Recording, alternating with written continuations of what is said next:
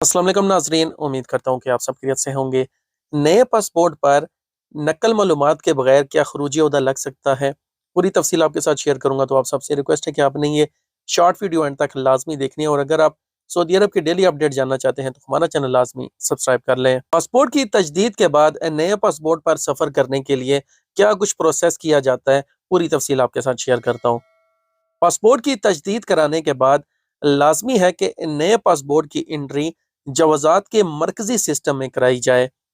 Passport की तजदीद के बाद नए पासपोर्ट की मालूमात को जवाजात के सिस्टम में कराना ज़रूरी है। जब तक पासपोर्ट की एंट्री जवाजात के सिस्टम में नहीं कराई जाएगी, उस वक्त तक इस पासपोर्ट पर खरूज नहाई या खरूज ओहदा नहीं लगाया जा सकता। जवाजात के सिस्टम में पासपोर्ट की एंट्री कराने के अमल को अरबी में नकल मालूमात कहा जाता है, जिसमें नए पासपोर्ट का नंबर, तारीख़ अजरा और इंतहा के अलावा जिस जगह से पासपोर्ट जारी कराया गया हो, मज़कूरा तमाम मालूमात जवाजात के सिस्टम में फीड कराना ज़रूरी होता है। नकल मालूमात कराने के बाद नए पासपोर्ट पर सफ़र किया जा सकता है। पासपोर्ट की एंट्री जवाजात के सिस्टम में अबशर अकाउंट से कराई जा सकती है। अबशर अकाउंट पर तवासल सर्विस के जरिए दरख्वास्त अपलोड की जाए, जिसमें नए और पुराने पासपोर्ट के साथ अकामा भी स्कैन करें।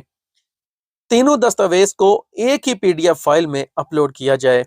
याद रहे, पासपोर्ट की स्कैन कापियां अलग-अलग अपलोड ना की जाएं, जिससे सिस्टम अज खुद दरख्वास्त को मुस्तरद कर देता है, क्योंकि तवासल सर्विस में एक ही फाइल अपलोड करने की गुंजाइश है। जुदा जुदा फाइल अपलोड करने से पहले वाली फाइल अपलोड होने की बजाय डिलीट हो जाती है। मुझे पूरी उम्मीद है कि पूरी मालूमात आपको समझ आ गई होंगी। सऊदी अरब के डेली अपडेट्स के लिए हमारा यूट्यूब चैनल लाजमी सब्सक्राइब कर लें। अगर आप फेसबुक पर यह वीडियो देख रहे हैं तो हमारा 57 टीवी पेज लाजमी फॉलो कर लें। मिलते हैं नेक्स्ट वीडियो में। अल्लाह हाफिज़।